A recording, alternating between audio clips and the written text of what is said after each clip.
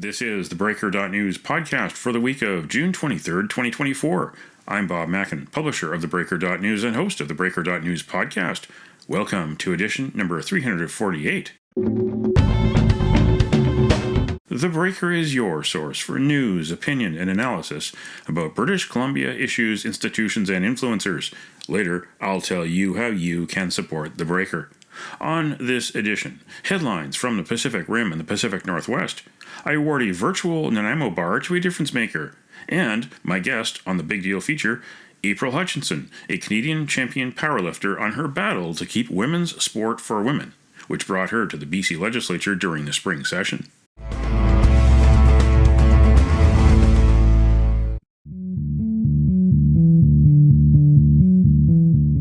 This is the Big Deal feature on the Breaker.news podcast. June 23rd is International Olympic Day, the anniversary of the 1894 founding of the International Olympic Committee in Paris. And Paris is also where the Olympics open July 26th. At the 2021 Games in Tokyo, New Zealand weightlifter Laurel Hubbard made history as the first transgender woman to compete in the Olympics. Since then, World Aquatics and World Athletics have enacted policies to limit or restrict athletes born male from competing in women's divisions. My guest, joining me from London, Ontario, is April Hutchinson, a Canadian champion powerlifter and advocate for rules to ban biological male athletes from women's sports. Hutchinson was at the BC legislature in Victoria in April when Conservative leader John Rustad tabled the Fairness in Women's and Girls' Sports Bill, but Premier David Eby's NDP majority blocked the private member's bill before it could be debated. Hutchinson is not alone. Tennis legend Martina Navratilova and Alberta track and field coach Linda Blade, who was a guest on this podcast, have also campaigned to protect women's sport. Powerlifting was not your first sport. You had many other sports before finding powerlifting. You have an athletic family, athletic background in Ontario. Talk about your progression in sport as well as finding a place in women's sport. Yeah, so I grew up, like you said, in a very athletic family. My father got me into power skating at the age of 5. I remember him waking me up at 6 o'clock in the morning on a Saturday, sending me off to power skating. My brother, who's 5 years older than me, he was always on the hockey team. So I kind of look up to my brother. So whatever sport my brother was playing, I wanted to play that sport too. And whatever sport that was, my father was always the coach of it. So I really had no choice in the matter. I was always just playing, either baseball or hockey. And he always, like, whatever season it was, if it was summertime, I was playing baseball. If it was wintertime, I was playing ringette or hockey. And even in grade school, I was always the number one track athlete. I always wanted to bring home that red ribbon. And I was always the fastest girl at track, always on the basketball team. So sports was always, in my life. And whatever sport I did play, I always remember I always wanted to be number one.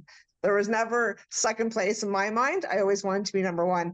I'd have to say I kind of grew up with, I wouldn't say a hard ass parent like my dad, but he always kind of drove me to be that number one person too, right? I guess having a brother, I did, I remember in track and field at school, they would always line me up to compete against the boys because I was always the fastest girl. So they would make me compete against the fastest boy. They would trade their lunch money for entertainment reasons to have me to race against the boys, right? So, I just always loved sports. And, I think they got me through my tough times growing up, right? So it was always quite a blessing in my life. What was the low point? I got into sports at the age of 5. And when I was actually only a year after that, I was actually sexually abused by my neighbor at the age of 6. So I talk about this a lot when I go tour around. I was just in British Columbia last week. And during my speech, I touch on this and I talk about being sexually abused. And after I was sexually abused, it was a very uncomfortable time for me. I actually even talk about how I wanted to become like a little boy. And, because I thought, well, if I'm a little boy, then men won't touch me ever again. And, I remember having my little boy haircut. I wore little boys' clothes. I wore track suits. I hung out with my brother and all his friends. I mean, and I think back and I think, well, if I was like that now, who knows what would have happened to me? I could be put on puberty blockers and, so, I think about all the kids now that could have, like, sexual trauma or unresolved psychological things happening in their life. And so anyways, moving forward, when I hit puberty, I still played sports, but I mean, puberty was such a hard time for me because I was developing and I was ask any teenager, it's such an awkward time for them, right?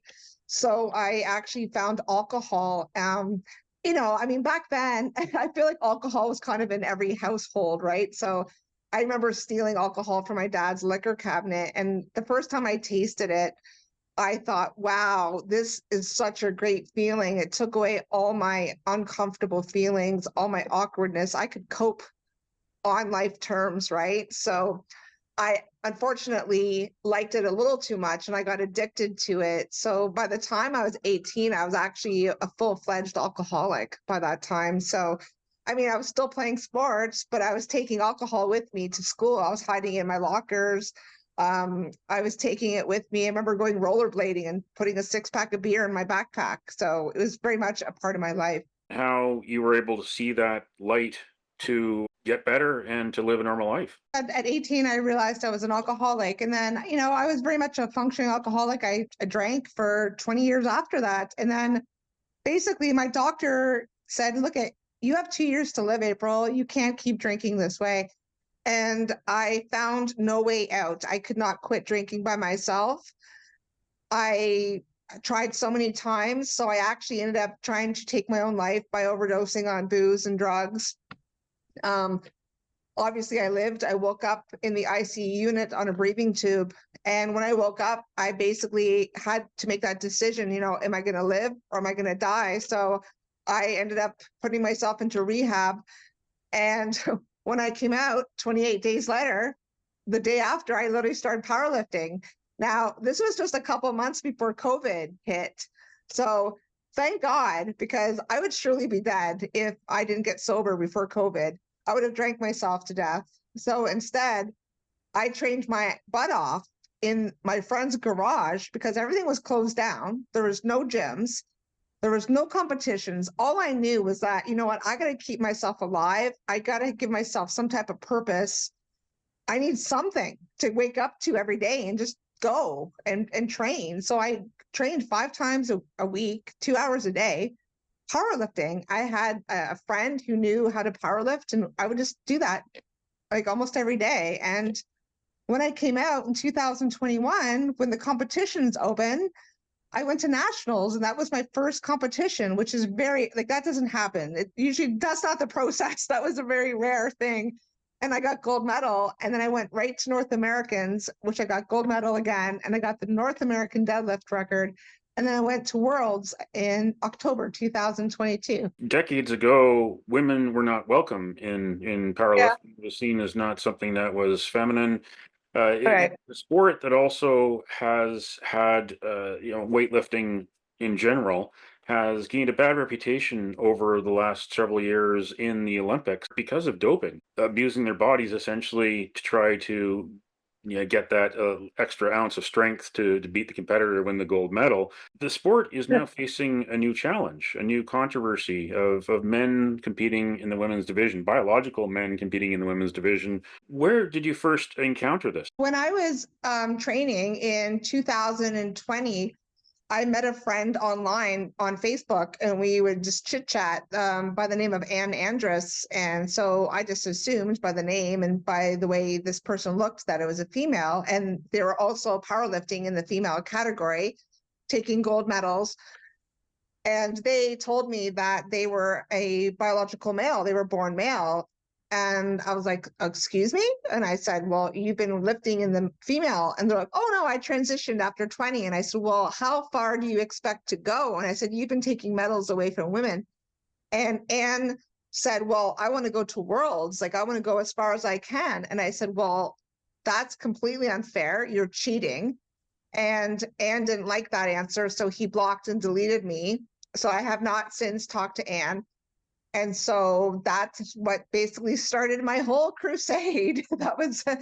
And so I sat with that for about 2 weeks. And I thought to myself, I didn't tell anyone. I didn't even tell my boyfriend. I was just like, well, I can't sit with this. This is not good. And I knew, you know what, I was going to take some slack for it. I knew people might not listen to me. And that's exactly basically what happened. I wrote my federation a 2-page letter outlining the harms mentally and physically to women if they make us compete against men. And they didn't even get back to me saying, thank you for your email, April. There was silence. So I took to social media, silence again. And then I reached out to Dr. Linda Blade and I got some assistance from her. And I went on a couple shows. I went on Tucker Carlson, Pierce Morgan, and that's when I called a biological male on TV, and they suspended me from Team Canada for 2 years. And so ever since then, I've literally obviously been speaking out about men and women's sports. I mean, but since then it's just exploded. So, and not just powerlifting, but in other sports as well. But since I did speak up, the good news is I did have the policy changed. So that was a great part of it. Because before it was literally any man could walk into the Canadian Powerlifting Union. Like you could walk in tomorrow and self-ID as a woman and take records and then go back to being a man the next day. But now at a national and international level, any man or say a transgender athlete has to meet requirements such as 2.4 nanomoles testosterone monitoring. They have to meet that requirement for a year prior to competing and be continuously monitored for a period of 4 years. And they also have to, now here's the clincher, they also have to submit psychological records with a diagnosis by a doctor as well. So, because a lot of these people, for example, Anne, like what they call the male grifters, especially in cycling in the States, people are just going in there saying, hey, I self-ID, I'm going to take some prize money, and then I'm going to walk right out. So a lot of these people, they do need actual diagnosis of gender dysphoria or a psychological diagnosis, right? So people might think, oh, that's not a great policy, but it actually works. And now Anne is not competing because Anne doesn't have the diagnosis. Putting your career on the line has paid Yeah. off, and there has been Yes. action taken, even though you've been shunned by various people in the sport. That must have some satisfaction for you to try to protect that women's division. You're not alone. Oh yeah, no, and seriously, I would say like 90% of people have been behind me. Too many people focused on the suspension, and because people were angry, they were riled up, and I think I took it so graciously because I said, hey guys, like, and I mean, I'm just a positive person to begin with. And I said, you know what, I got suspended, but to think, what if I didn't voice my concern? First of all, yes, the policy would never have changed, right? And I think people lose sight about that because I didn't really blow that up too much. I said, yeah, I should never have been suspended, but we changed the policy, right? And that's why I'm really big on telling people, use your voice, speak up, like, come on, like, don't just sit there like and be a keyboard warrior or like say stuff from behind the scenes. You really got to speak up because that's how change happens, like, honestly. And also, like, I love the expression, when life gives you lemons, make lemonade, because my suspension got me worldwide attention. And that's kind of what I needed to get my voice out there. And then plus I made my merchandise line, which I'm not out here to make money, because actually all the money goes towards me going out to British Columbia. And it goes, every time someone wears this t-shirt, it sends a message, right? To keep female sports female. And I get so many people come up to me and give me high fives, like fathers of daughters that are like, yeah, I love your message. Like, it's great. So it's catching on. Keep female sports female was also the theme of the Conservative Party of BC's bill that leader Yeah. John Rostad tabled in the British Columbia legislature during the spring session. And something very rare happened. You were there in the public gallery to watch this, but it's very rare that, well, it's very rare that a private member's bill gets passed, but it's even rarer that a private member's bill doesn't make it past stage one, and it didn't make it past stage one. The NDP majority wouldn't even let it be on the order paper, which meant that it was essentially rejected. What was going through your mind as you watched this unfold before you? So I was there, obviously, so was Dr. Linda Blade, and so was 15 female athletes. So, I mean, it was a very emotional day. Um, it was hard not to tear up, right? I mean, first of all, I have the utmost respect. I love John. He is such a genuine guy who just cares about women and fairness. And um, so it's funny watching it. The NDP didn't even give him the time of day. It's like they were on their cell phones, just looking off, and it was so disrespectful. First of all, I thought, but yeah. So, but I thought the way that he did it was very smart, because he made them all stand up and on record show who were the ones that were denying little girls safe sports or safe sports and safety, right? And fairness and safety. So I thought that was a really smart thing to do because he knew it was going to get shot down. But I am so confident that I will be back there in October when they table it. So I told him I have 100% faith that it's going to pass. And so, I mean, I was just so blessed to be there as a guest. And I mean, yeah, the whole message was when they did that. I don't know if you saw the video as well, that they did like a little promo video, and the whole theme of it was bodies compete in sports, not identities. And I really love that. That's kind of like my coined expression. And no, it was a wonderful day. Like I found it very positive. Like I said, big changes I think are coming. And yeah, it was just, I know I'll be back. I have a feeling that it's going to get tabled. It's just, again, we keep using that expression, common sense. It's not even common sense. It's just safety, right? We all want safety, especially for little girls, right? And whether it's sports, now it's coming down even to our locker rooms. We don't want men in our little girls like locker rooms, right? Or spaces. Like, come on. Like, it's just, yeah. So it hits all different areas. So One of those NDP members who voted against it being allowed on the order paper was Kelly Patton, who advocates for transgendered. She called it anti-trans and called the whole movement essentially to protect women in sports, called it anti-trans. I have no respect for Kelly, first of all. Kelly, about 5 minutes after we left that day, was already acting like a high school bully.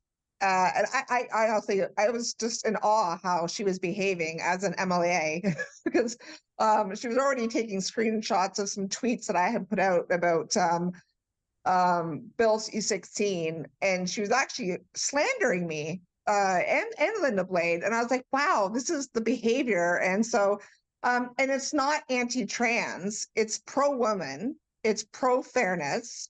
And it is astounding that, and I see this a lot actually, it's astounding how a woman will virtue signal and throw another woman under the bus.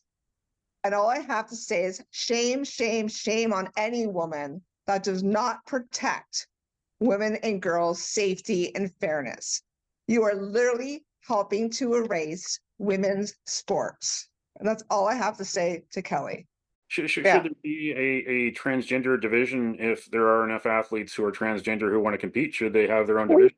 What John has proposed, it's wonderful because it doesn't discriminate against anyone. It's actually a female-only category, a male-only category, and it has a co-ed. So that way, people, like, for example, I know lots of women, like say there's Kelly, for example, that want to support, say men lifting or competing with women, then that's fine. Then you can go compete in the co-ed area with the men that want to compete with women.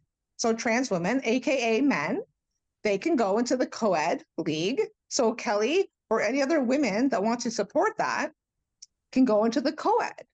But if you're born male, that's why there should always be a male only and a female only.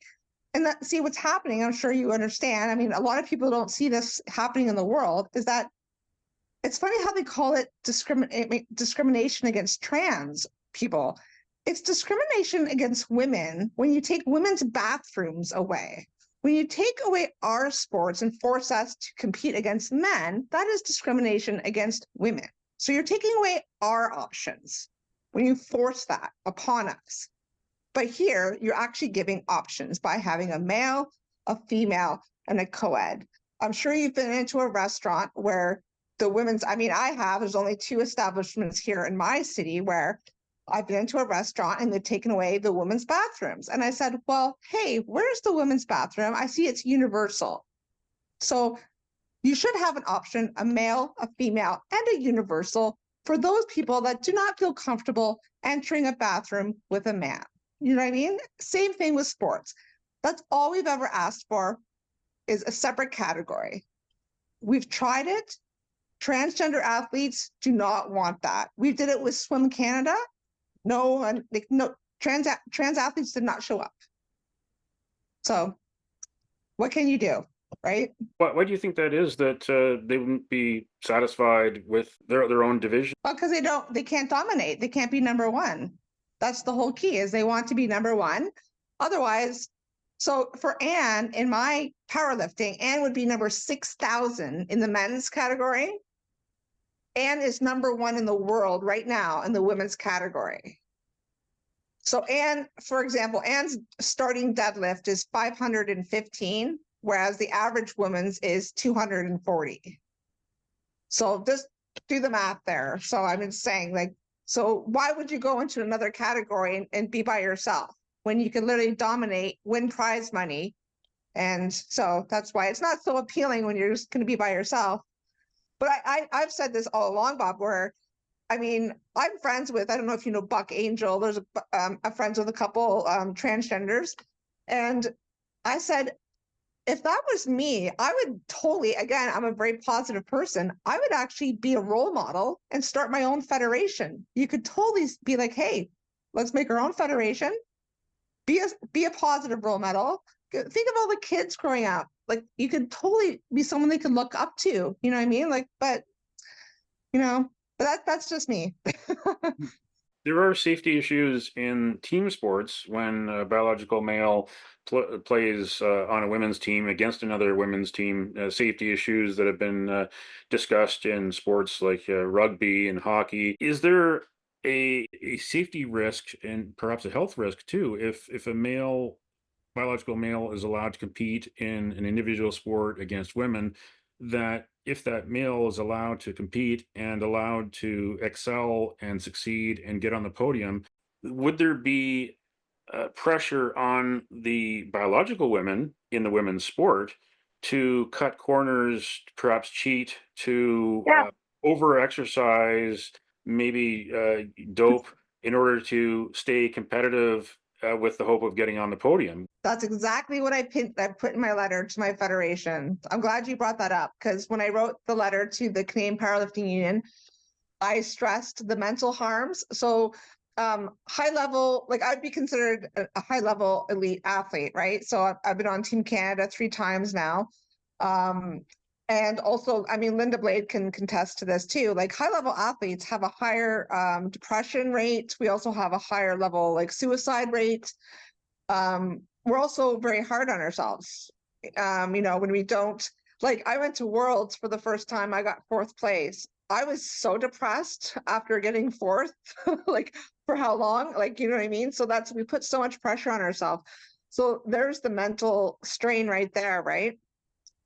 How do you think we feel knowing going into a competition, or even like little girls going to their first competition, knowing they're set up to fail because they're going to lose to a boy, or me knowing that, hey, I'm going to lose to Anne, just no doubt, right? Why would I even compete anymore? I would just kind of pack up my bags and go, well, I'm just going to lose. So there's the mental part of it. And exactly, overtraining, we could, you know, strain ligaments, muscles. We could overtrain, which means we don't have our recovery time. And yes, I'm in a tested federation. I'm not allowed to take anything. So, like, not even, like, say if I go through menopause, I'm not even allowed to take hormones to help me through my menopausal part of my life. Whereas Anne, so I can compete, I think, in November, say if I go to nationals, like, so women are getting tested for doping, but we have to compete against men? Like, that makes no sense. Like, literally we're getting drug tested, but these we're competing against men. Like it makes no sense. Of course it crosses our minds to take banned substances or, dope, for sure. What do the next few months look for you for training and competition? And how do you balance that with your day job? You work as a bylaw officer. So when I wake up every day, my job is number one. What's the word? Decompartmentalize. I just keep things in sections, basically. So I wake up, I keep everything separate. So I don't like to blur the lines at all. I wake up, I do my job, I keep everything separate. Like I obviously don't talk about what I'm doing with my political views at work. I mean, when I'm done my job, I train at the gym, and that's about it. I still train about 3 to 4 times a week, and I do my advocacy. I got so busy that I've actually hired like a PR team to take over my like posting and all my social media stuff. So that's been like a huge relief. So, but yeah, I'm hoping to have like a nice relaxing summer because I can start competing again in November. And I don't think my first competition will be until February, which will be nationals. So I can actually qualify for Team Canada again. Thanks again for joining us on the podcast. April Hutchinson, Canadian champion powerlifter, competes internationally as well as a outspoken, tireless advocate for women and girls in sport, biological women and girls in sport.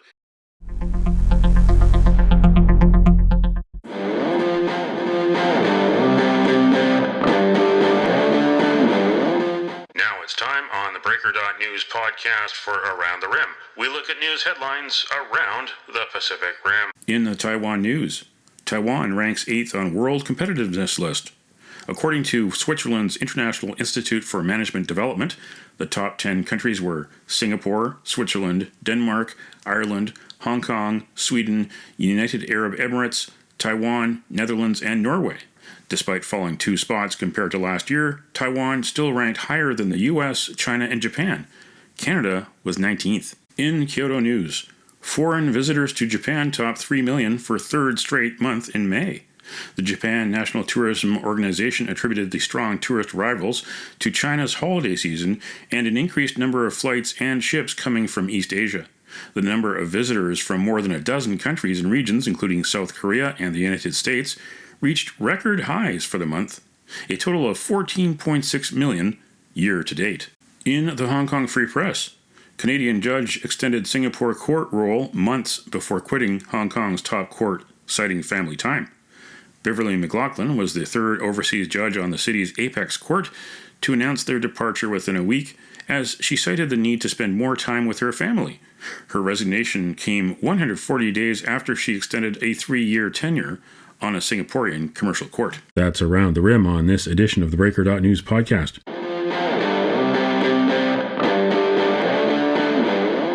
Now it's time on the theBreaker.news podcast for Cascadia Calling.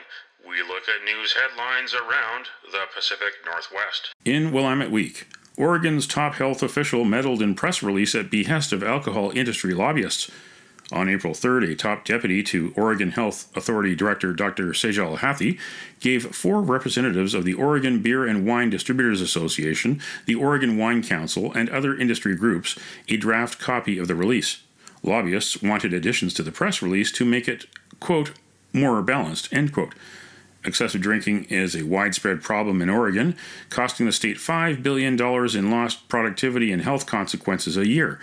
Alcohol is the state's 3rd largest source of revenue, and the industry is one of the state's most powerful lobbies. In Crosscut, scientists seek ways to protect Pacific Northwest rainforests from wildfires.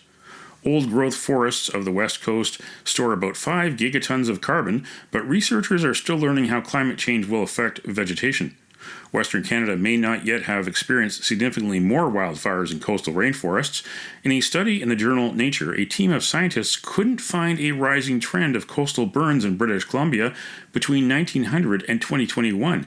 But, they wrote, hotter weather and easterly, quote, fire winds could set the coast up for some alarming disasters. And in the theBreaker.news, read stories such as, who is behind the EBNDP's dark money ad campaign? And double dipping. Ex-Mayor Cote received big paychecks from Metrovan and New West last year. That's Cascadia calling on this edition of the Breaker.news podcast. Don't matter what color you are, 'cause love will conquer hate, so you won't stand alone, you won't stand alone.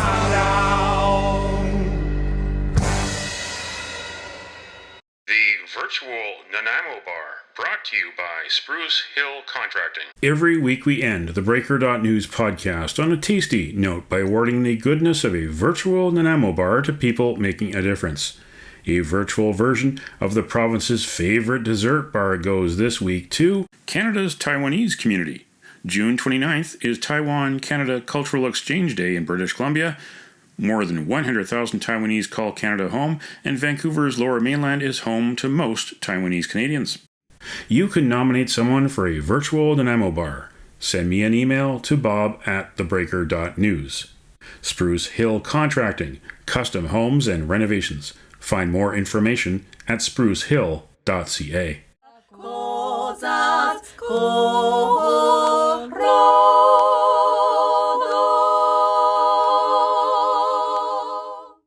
That's it for the Breaker.news podcast for the week of June 23rd, 2024. I'm Bob Mackin. Thanks for joining me. Did you know that on the 23rd of June in 1940, RCMP Sergeant Henry Larson set out from Vancouver aboard the St. Roch to begin the first west-to-east navigation of the Northwest Passage? The St. Roch is now the feature attraction at Vancouver's Maritime Museum. And June 23rd is also the National Day of Remembrance for Victims of Terrorism. It's the anniversary of 1985's bombing of Air India Flight 182 that killed 329 people. Now you know.